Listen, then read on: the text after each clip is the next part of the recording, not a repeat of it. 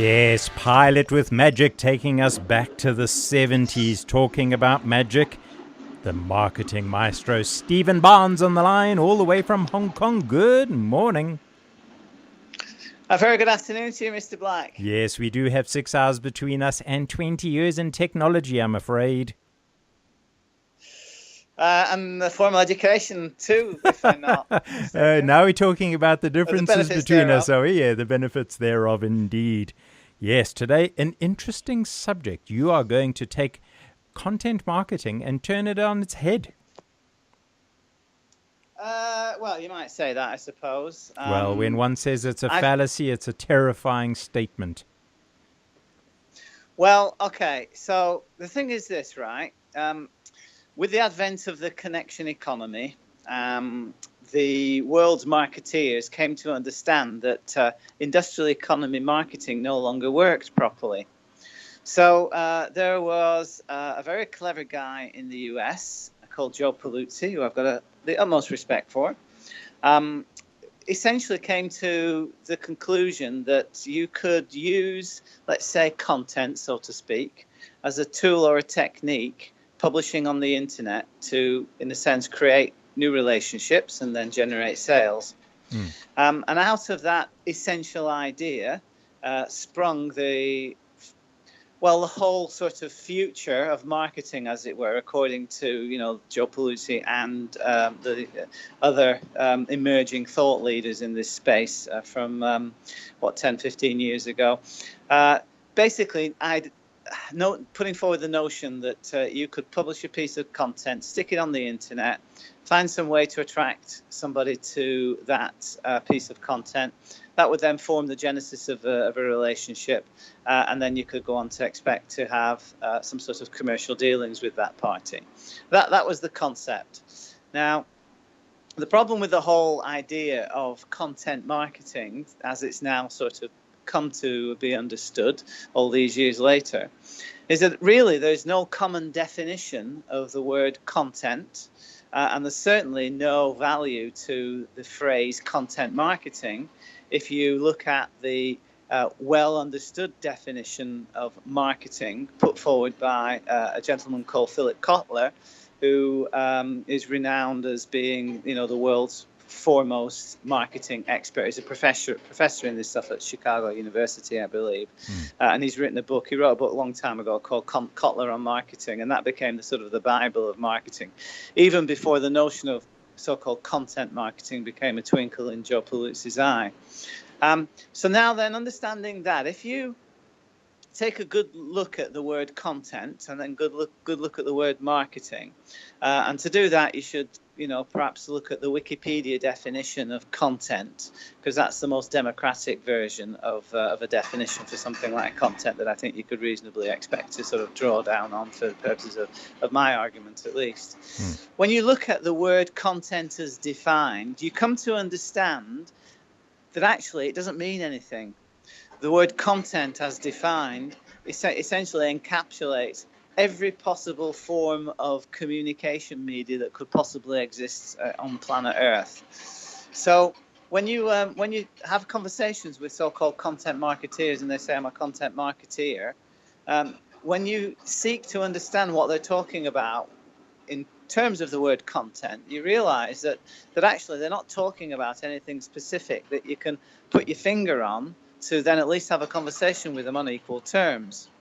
By the same token, if you look at Philip Kotler's definition of the word marketing, and then stick the word content in front of it, the word content adds no value whatsoever to the notion of marketing. So you take a step back and then you think, well, okay, what does this thing content marketing actually mean? Well, the eye of the beauty is in the eye of the beholder.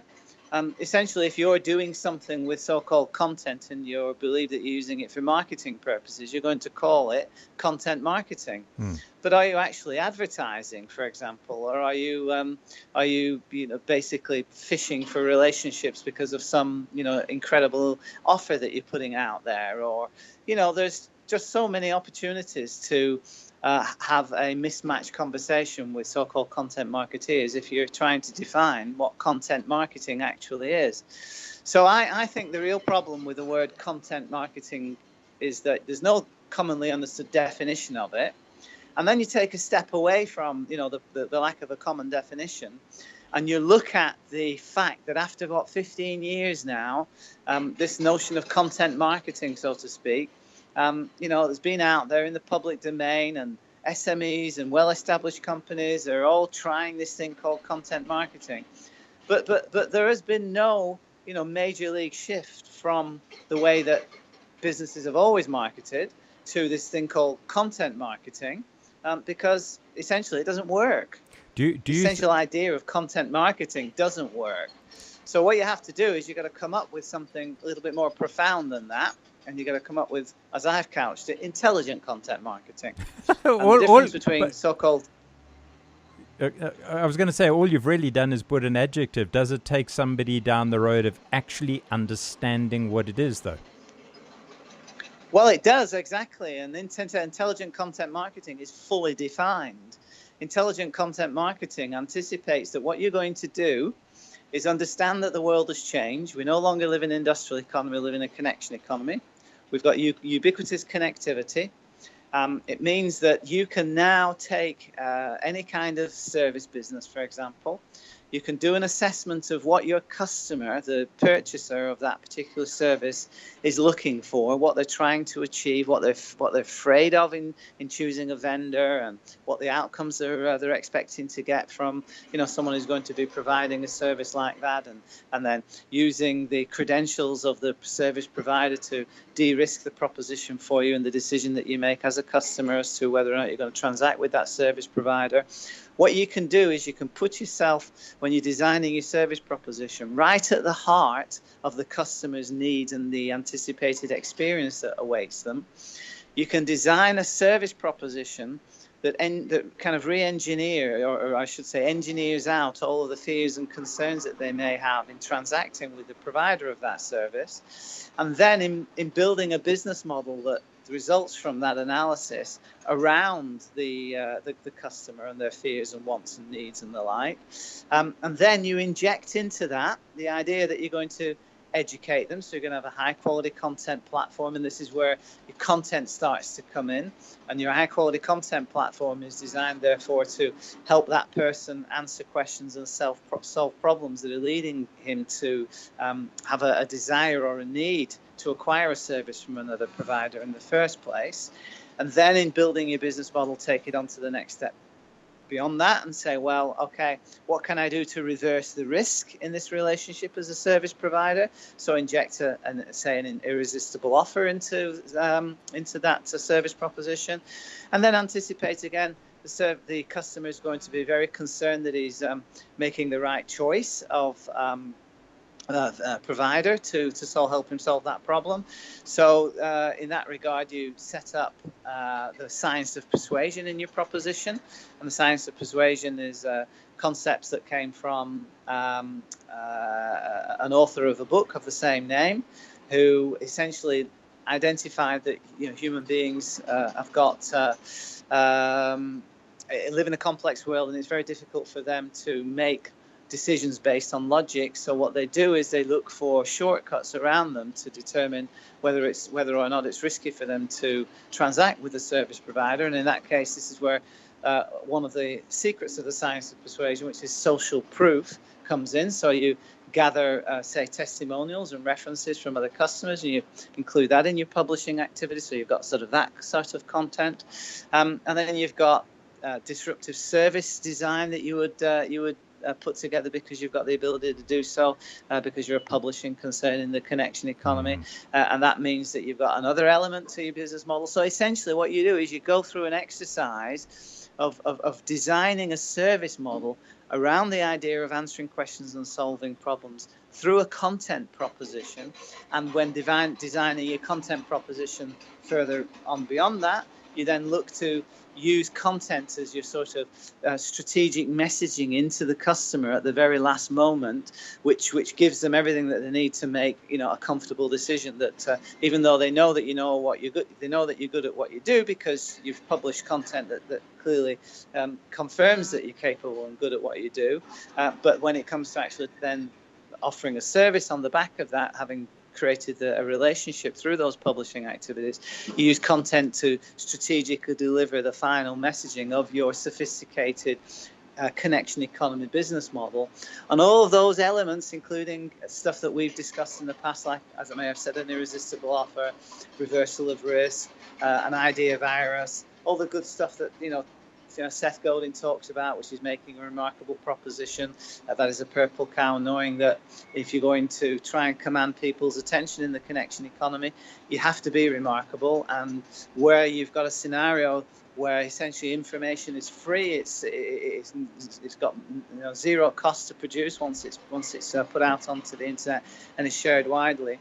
Essentially, what you've got to be able to do is to take all of the elements of an intelligent content marketing strategy, as I've defined it, and use content to deliver, I say, both the educational dimension to your proposition and also your strategic service proposition dimension to your proposition. That way, you can use so-called content in an intelligent way for the purposes of marketing. Hence the idea virus, intelligent content marketing. And that's the difference, Jason, in my view, between intelligent content marketing and mere content marketing. All wrapped up in the beautiful thing called emotion. And well, if you understand your customer very well, you can speak to that, can't you? Yeah. Now, as a man who lacks the benefit of a formal education, let's break it down. And go through the history of advertising and marketing. First, there was advertising selling products, company to a mass population via the media.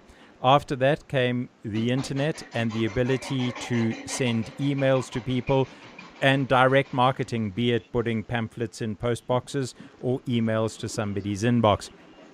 After that came the creation of platforms and the creation of content to gather a tribe around you who subscribe to that content. Correct. Now, what you're saying is, in broad terms, that's right. You've got there's a book by not Joe Palooza, but by Robert Rose, who was his partner in crime, and I say that in the politest way possible. He wrote a book called Experiences, the Seventh Era of Marketing, and he laid out the first era of marketing through to the seventh era of marketing, which he says is experiences, and he's right in that regard. Prior to that, there were other marketing. There was the era of connections, which came out through Facebook and the like. And then prior to that, you had the marketing company era, which is where Coca-Cola really came to the fore, and where Shell. Do you remember the Tiger in Your Tank? You remember that campaign that they had in the 60s and 70s? Was that Esso or Shell? Where they had to... Esso or Shell, I can't remember which one, but there's a Tiger in Your Tank. And then prior to that, you had things like the Mad Men era, and prior to that, you had the what do you call it? The factory, the era of the marketing around the factory era, where you could actually get cheap products for the first time, produced en masse. And the marketers of that age were marketing or selling the products using the marketing contention that, hey, we've now got a factory, and so we can supply you cheaply and efficiently and all that kind of good stuff. So there's actually seven eras of marketing, and experiences being the most the current one, so to speak. So yeah, that's definitely occurred. There has been different marketing techniques down the history of the industrial economy, but now we're in the connection economy, and it's all changed again. And my contention is that there's going to be the invention of gazillions of new business models that emerge as a result of the connection economy, and one of those business models, I believe, will be intelligent content marketing rather than this thing called mere content marketing.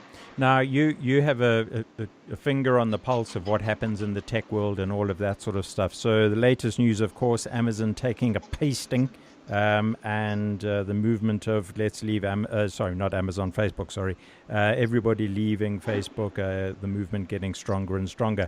I know that you have met on previous occasions people that were involved with Spotify from the very beginning, and they also, being a disruptive player in the market, have now launched on the exchange, and again did it in a disruptive way, saying, all of the usual banks can go and bugger off. We're going to do this a different way. Do you think that's the way of the future for all companies coming up? Well, I mean, Facebook and Spotify are two different propositions, right? Because Spotify are the music streamers, Sure. and one of my clients was a co-founder of that business and has done very well out of it. Facebook, on the other hand, they've always traded off people's data, and that's how they've come a cropper, I should say.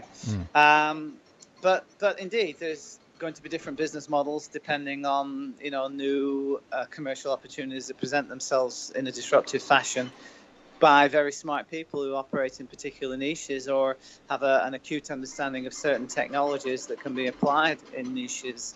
And each of those individual sort of initiatives will represent, new business models that will fall into play through the connection economy. The interesting thing about it, though, is that given the centralizing nature of the internet, if you are first to market with a new proposition and a new business model, providing a service or some other commercial activity via the web, using the realities afforded through the connection economy dimension, there's going to be plenty of other new business models that emerge that will eventually go on, I believe, to drive to monopoly, because the nature of the internet, if you do it in the right way, will allow you to achieve pseudo-monopoly status in due course. And if you think about that the world has sort of proven itself to be that way.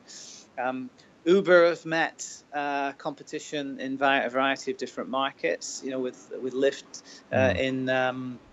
in the US particularly, Grab in Southeast Asia. So there are monopolies available, whether they're global monopolies like Facebook, or whether they become regional monopolies or indeed, national monopolies. It just really depends on each opportunity as they emerge. But I believe the nature of the connection economy means that, in large part, the potential for monopoly is there for anyone who comes along with a really compelling and disruptive proposition. Now, we've spoken at length about your intellectual heroes, Kelly in particular, and a few others. Were any of them prescient with the changes that we're experiencing with the likes of Facebook and Amazon and Spotify? Kevin, yeah, absolutely. Don Tapscott and Kevin Kelly were writing about this 15, 20 years ago. So no matter you have a faceless internet platform, it still means you have to operate with integrity. And if you don't, and obviously integrity is a human trait, so if you don't, you are still going to get smacked. It's a global village, Jason, right? If we take human affairs and how we organize ourselves from a labor perspective and also from a commercial perspective, prior to the Industrial Revolution, we had relationships with our immediate families. We had relationships with our neighbors across the fields, and we had relationships with the people that we knew at church and in the marketplace, in our local village, and that was about the shape of it, right? And so, in order for you to be a human being of merit and worth, you had to keep your nose clean, and you had to make sure that the relationships that you had were always the best that they could be, because you never knew when you might need the support of your neighbor in hard times and the like. So that meant that the human condition in small village type environments was always one of integrity and of wanting to do the right thing. Then fast forward to the Industrial Revolution and the industrial era, where all that came to an end and the people came off the country, off the fields, if you will, into the cities, the new towns and cities, and provided the human fodder for the industrial machine. And that, was the case for 150 years or so, until we got, to the very sophisticated state where we are today. As we, go from a hybrid industrial connection economy dynamic, where 99% of the world industrial hierarchy still believes that we're operating in an industrial economy. They think that the connection economy is just the industrial economy with smartphones, when it's clearly something else again.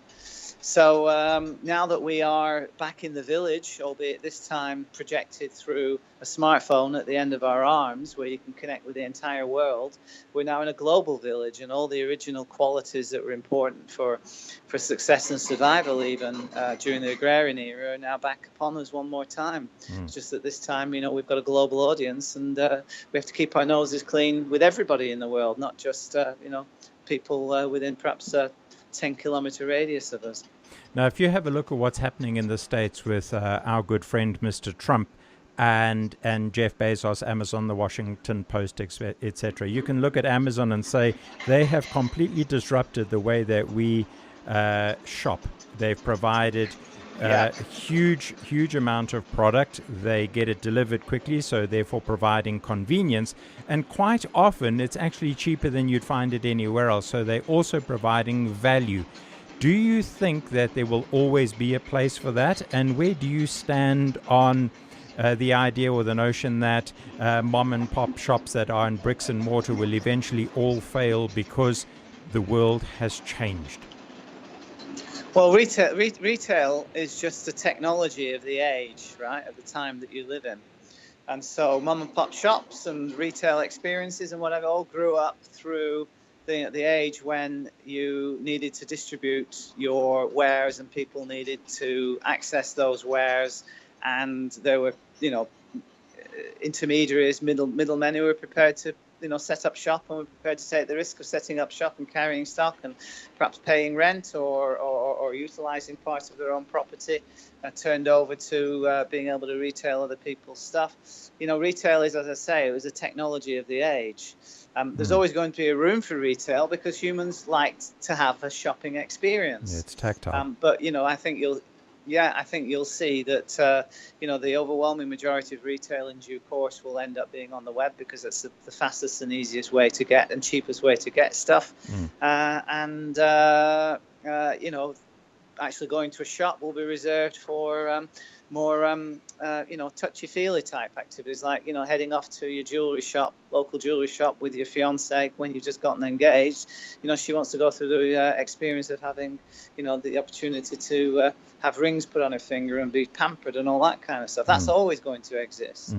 But when you've got a situation where in a busy world like we have today, and you've got enabling technologies that are out there to be used and provided as services like Amazon that can send you what you need at the best prices available in the most efficient way possible via technology, then that's the order of the day. It's no different really than the growth of supermarkets taking away the livelihood of butchers and bakers at the end of the day.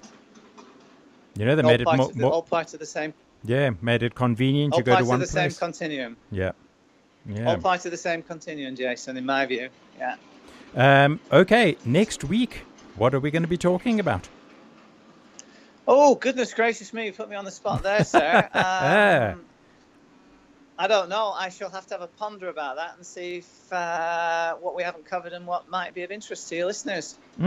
Absolutely fantastic. But we've got plenty of things to talk about, I can assure you. As always. Thanks very much, Stephen. Stay on the line. I have a couple of things to chat to you about, and we will catch up on air again next Friday.